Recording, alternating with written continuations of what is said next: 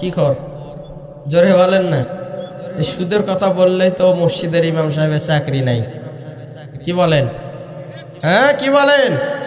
এখন মসজিদে নতুন খতিব সাহেব নিয়োগ দিয়েছে। নতুন খতিব সাহেব নিয়োগ দেওয়ার পরে খতিব সাহেব প্রতি জুমায় এসে বলতেছে ও আহাল্লাল্লাহুল বাইআ ওয়া হাররামার রিবা ইয়া আইয়ুহাল্লাযিনা আমানু লা তাকুলুর রিবা আদআফাম মুদাআফা।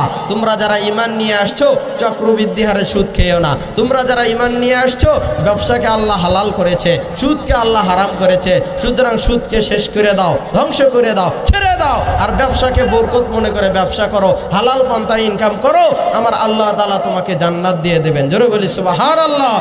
এখন মসজিদের সেক্রেটারি সাহেব খায় হলো সুদ। কি খায়? জোরে বলেন না, কি খায়? সুদ খায়। এখন সেক্রেটারি সাহেব নামাজ শেষে বলতেছেন হুজুর এলাকার সবাই জানে আমি সুদ খাই, তা আপনি আবার আজকে একটা টাটকা বয়ান দিয়ে আমাকে আবার প্রমাণ করে দিলেন যে আমি সুদ খাই, এটা কি আপনি ঠিক বয়ান দিয়েছেন? কি বলেন? এটা কি আপনি ঠিক বয়ান দিয়েছেন? আপনি কি জানেন আমার হুকুমে এই মসজিদে খতিব আসে, আবার আমার হুকুমে এই মসজিদের খতিবকে বাতিল করা হয়, সুতরাং আমার বিরুদ্ধে সুদের বিরুদ্ধে বয়ান দিয়েছেন। আপনার চাকরি এখানেই কি নট? আপনার চাকরি এখানেই নট।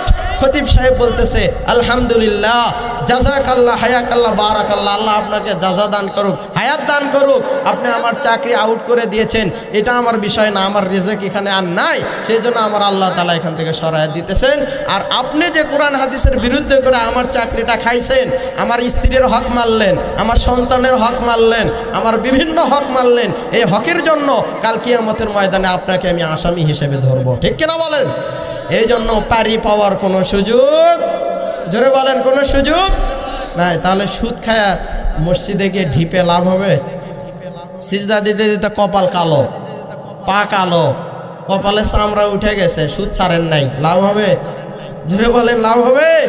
হবে না। তার কারণ হুকুমকার, বিধানকার। এই যে কোরআনের আয়াত বললাম, শুনলেন তো? রিবা মানে কি? সুদ। রিবা মানে কি? সুদ। আল্লাহ বলল লা তাকুলুর রিবা, খেও না, খেও না। তার কারণ সুদ খাওয়ার সর্বনিম্ন গুনাহ হলো মায়ের সঙ্গে জিনা করা। সকলে বলি নাউজুবিল্লাহ। আর সর্বোচ্চ শক্তিশালী যুদ্ধ হলো আল্লাহ এবং আল্লাহ রসুলের সঙ্গে যুদ্ধ করা। তা আল্লাহর সঙ্গে যুদ্ধ করে আপনি টিকতে পারবেন? বলেন না পারবেন? আর আপনার গর্ভধারিণী মায়ের সঙ্গে আপনি কোনোদিন জিনা করবেন? তাহলে এই খারাপ কথাগুলো আল্লাহ কেন ব্যবহার করেছেন?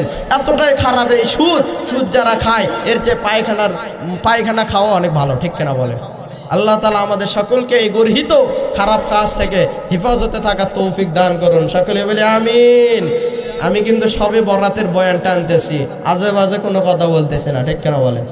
আজে বাজে কিছু বলেছি? তাহলে চতুর্থ নাম্বার সুদখোর। কি খর? কি খর? আরো জোরে। সুদখোরকে মানুষ কিন্তু অন্তর দিয়েও ভালোবাসে না। ঠিক কিনা বলে? ভালোবাসে? বাসে না।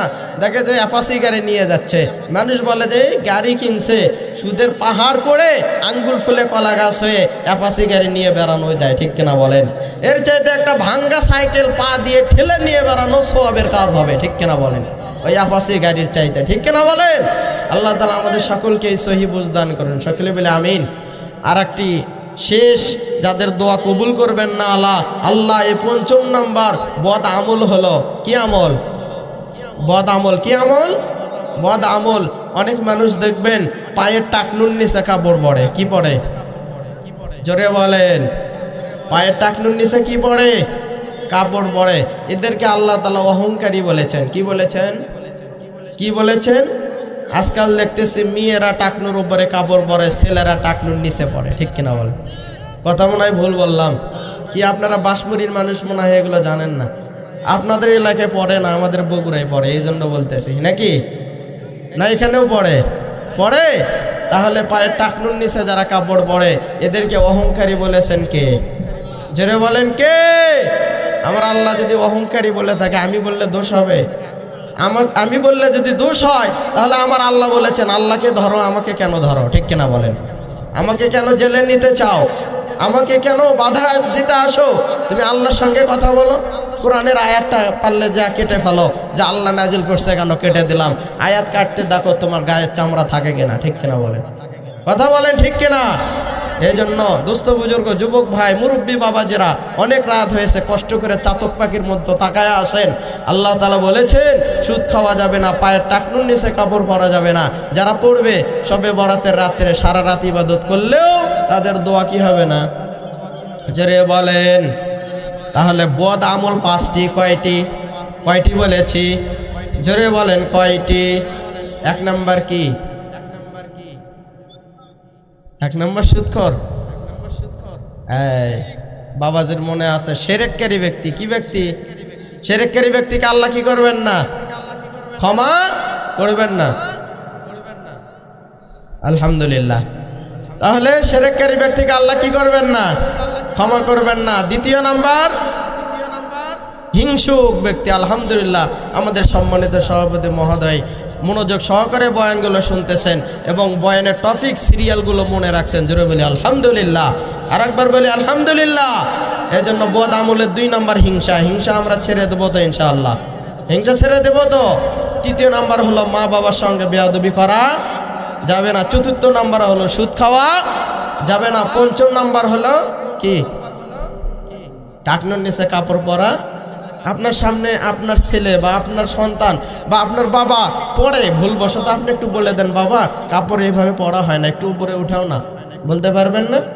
যদি বলেন, আর এই আমলটি যদি আপনার সন্তান করে, আপনার বাবা করে, আপনিও এর সওয়াবের ভাগীদার হবেন। জোরে বলি সুবহানাল্লাহ। সম্মানিত প্রিয় হাজিরিন, এত বড় একটা আয়োজন কোরআনের ময়দানে যারা সময় দেয়, কোরআনের ময়দানে যারা সম্পদ দেয়, কোরআনের ময়দানে যারা অর্থ দেয়, আমার আল্লাহ তাআলা বলেন এই অর্থ দেওয়ার কারণে কোরআনের ময়দান যদি শক্তিশালী হয়, প্রত্যেক বছর যদি এখানে কোরআনের আয়োজন হয়, আমার আল্লাহ তাআলা বলেন কাল কিয়ামতের ময়দানে ময়দান ওই বান্দাদের পক্ষে সাক্ষী দেবে যে তাদের অর্থের কারণে, শ্রমের কারণে, পরিশ্রমের কারণে এই ময়দানটি টিকেছিল। সুতরাং এই ময়দানের মধ্যে যত মানুষ বসেছিল, আজকে আমি তাদেরকে জান্নাত না দেওয়া পর্যন্ত আপনার কাছ থেকে সরব না। জোরে বলি সুবহানাল্লাহ।